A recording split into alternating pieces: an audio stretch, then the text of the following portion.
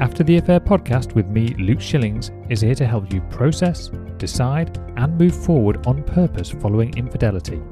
Together, we'll explore what's required to rebuild trust not only in yourself, but also with others. Whether you stay or leave, I can help. And no matter what your story, there will be something here for you. Let's go.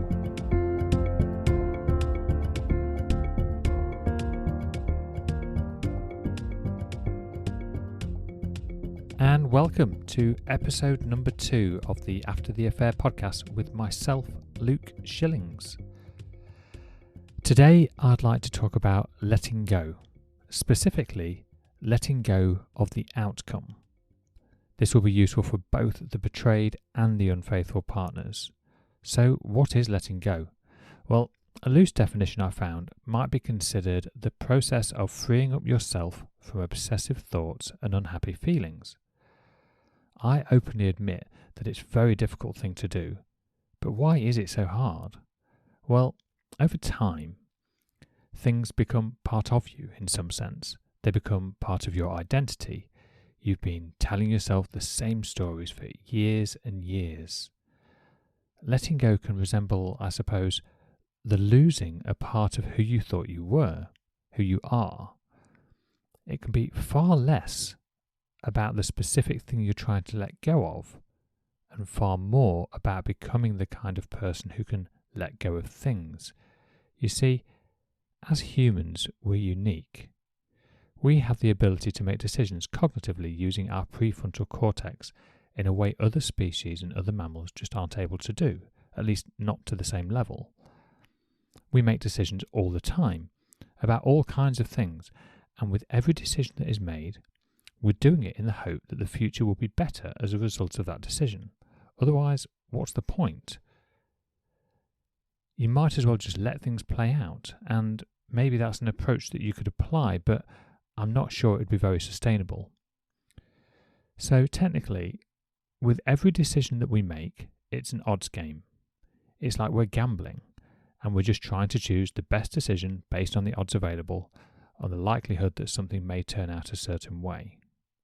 The thing is, even the best odds don't guarantee the result. Let's see, if the odds are, say, 99 out of 100, but you're the one person who happens to be in that remaining 1%, then the odds are completely irrelevant. They just don't matter anymore.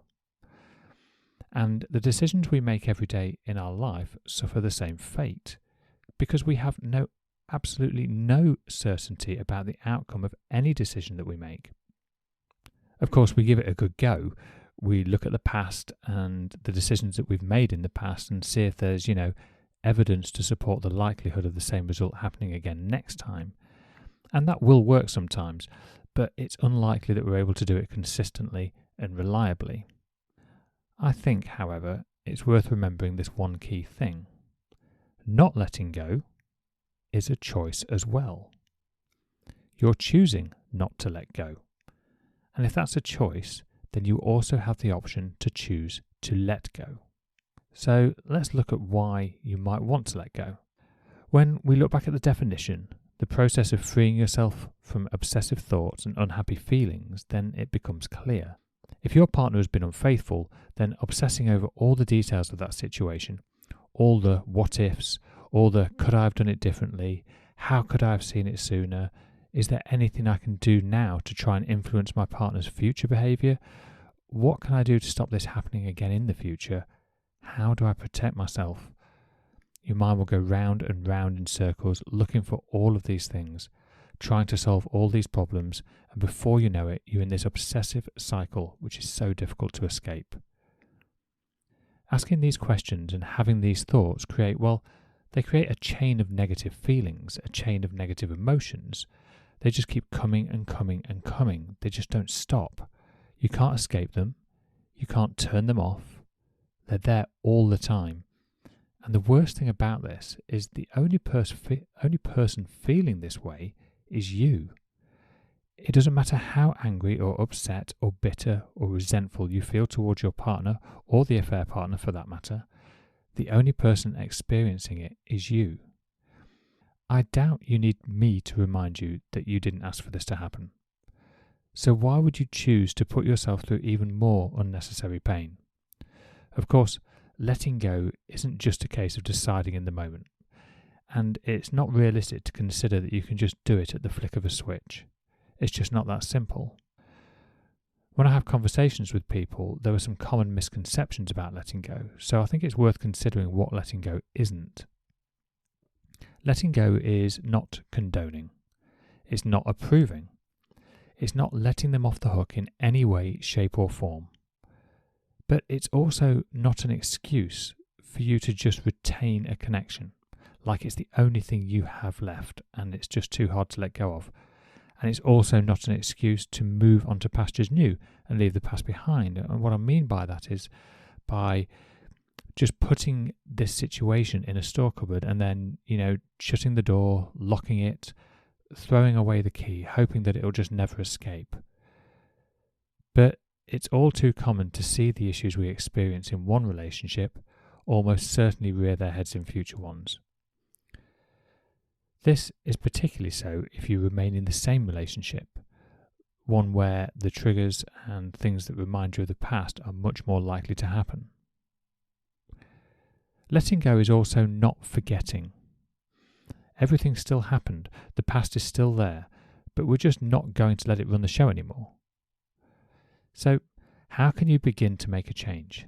How can you start that journey of letting go of the outcome, letting go of that control? I know how strong the feelings are of wanting to control what happens next, especially given how little control you feel you've had up until this point. You didn't choose this. You didn't choose to be here, and yet you are here. Okay, if you'll allow me, I'd like to offer some insight into the things that you can pay attention to in your process of letting go. Pay attention to your self-talk. I hear people say all the time things like, I don't know how to get through this alone. And I would just offer that you could start thinking something along the lines of, I'm learning how to heal myself and I'm seeking the support I need as required. Create distance. If you're constantly close to the person or the situation, then you're going to be constantly reminded. And this significantly decreases the opportunity to recover and recharge. Taking conscious breaks to distance yourself is absolutely essential. Think of a 100-metre sprinter. When they run the 100 metres, they are at maximum effort, but they can't sustain that speed for the next 100 metres and the 100 metres after that, and so on and so on. They have to stop. They have to take the break. They have to recharge, refuel, and recover. Working through the healing process after infidelity takes a lot of energy. It's on your mind all the time, and although you might not be moving physically, the energy required to keep your brain active like that all the time is high. It's demanding. Healing does consume energy, so rest and recovery are required. So if you have the option, go out for a walk, listen to some music, go and have a lay down. Separate yourself, particularly from any heated situations. Anything that creates a definitive reminder, there and then in the moment, just give yourself some space. You're going to need to work on yourself. This may sound obvious, but nobody gets through this and comes out the other side unless they actively choose to work towards healing themselves. I know that just by you being here and listening to me speak today means that you are already on that journey, because that's what you want to do. You want to heal. You want to actively do something to solve this problem. Focus on the present. It's okay to be in pain. It might not feel like much fun, but it is normal, and it's exactly what you should expect. Being present is really powerful. Remember, the past cannot be changed, and it often harbours a lot of pain. The future, on the other hand, is unknown, and unhealthy habits of anticipation and expectation are just likely to increase anxiety. Being present is all we ever actually experience. I mean, literally, it's what's happening right now, as I'm talking, as every second passes. That's the only thing we ever actually experience. Because once it's in the past, well, it's in the past, and it can't be changed or edited or modified or anything. And anything in the future, well, that's just not happened yet. So all we're actually doing is trying to make predictions. And of course, we don't always do such a great job of that. So just to pay attention to it. Okay, be gentle with yourself. It might sound a little bit strange, but what I mean is don't expect too much from yourself too soon. I like to think about how I would treat and want to care for a loved one had they experienced the same thing. Just treat yourself the same way. Treat yourself as though you are somebody that you really care about. And trust me, if you look after yourself, then the people around you benefit automatically. Okay, this next one's a big one. Allowing negative emotions. This is a skill. It's something that can take time and practice to learn, but it can be learned. The way that many of us have lived through our lives, when we experience a negative emotion, we tend to want to run away from it. We tend to want to avoid it. We want to resist it. We want to push it back. We don't want to face it. Sometimes, and particularly in examples where you've been betrayed, like in infidelity, then you want to react. You want to shout and hit and throw. And I don't mean hitting your partner, but in terms of just lashing out, you punch the door in frustration, you slam the car door, you then wheel spin off the road as you leave after an argument. Everything's just over-exaggerated and ultimately unnecessary. It's just a release. Because all you're actually trying to do is avoid feeling that negative emotion. So the real power is just allowing those emotions, allowing them to happen and not to react to them. Because you don't actually have to do anything with them at all. You can just pay attention. You can feel it bubble up. Your partner might say something that triggers you in some way. But instead of shouting or reacting or storming off, you just sit with it. You just allow it. You don't actually have to respond. You can just sit and just feel that frustration, take a breath and allow it before you choose to act from that point. Now, I know there's going to be people listening to me now shouting at me saying, yeah, but Luke, you don't get it. You don't know what it's like. And you're right, I don't know everybody's situation. And I also can't always say that this can just be done just like that. It can't. But if you start this process, even just the small things, then over time, the ability to handle the bigger things, well, you just get better at them. And this isn't just about infidelity. This isn't just about letting go of this situation, that letting go of this, whatever it is that you desire, whatever outcome it is that you desire. This is going to improve things in all areas of your life. So just pay attention to those negative emotions, because I tell you, they are telling you way more than you might realize. Don't wait for an apology, because it might not come. And being dependent on an apology from your partner, well, it's just going to keep you trapped. You're at their beck and call. You're like a puppet on a string. You're allowing everything that you are currently feeling to be firmly in the hands of your partner. So just don't give them that power. Self-care. Do some things that you enjoy. Distract yourself. This may seem difficult at the moment, but even if it's tough, that's okay. Do you have a hobby? Play an instrument. Go on a hike. Learn a new skill. Cook. Do whatever it takes, but just give yourself that self-care. Continue to grow in other areas. Even if you feel completely stumped and stuck in this particular one, it doesn't mean that progression can't still help. And the more that you train your brain to do that, the better it'll get at doing it. And the better that it'll be able to help you make the decisions that you need to make to move forward in your current situation.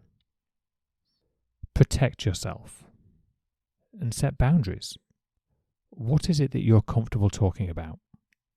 What are the things that you're comfortable discussing? And how much time do you want to talk about those things?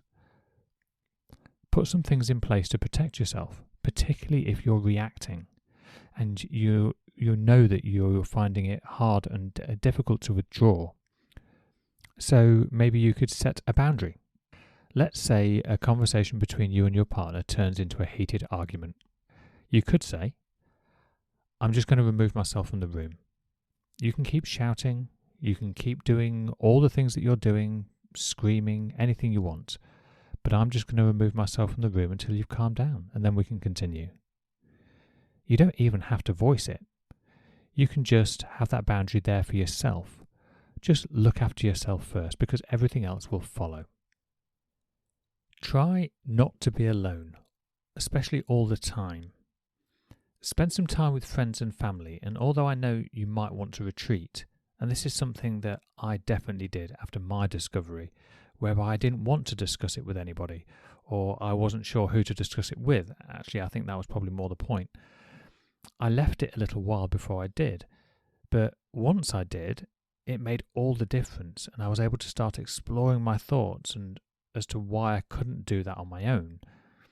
And if you find somebody who's good at listening, and that's all they need to be good at, because this isn't advice, it's not about getting the best solution, it's just about being able to explore your own thoughts and understand why you are where you are, and just to vent and get it all out. Just don't do life alone. So the next one, know that forgiveness is an option.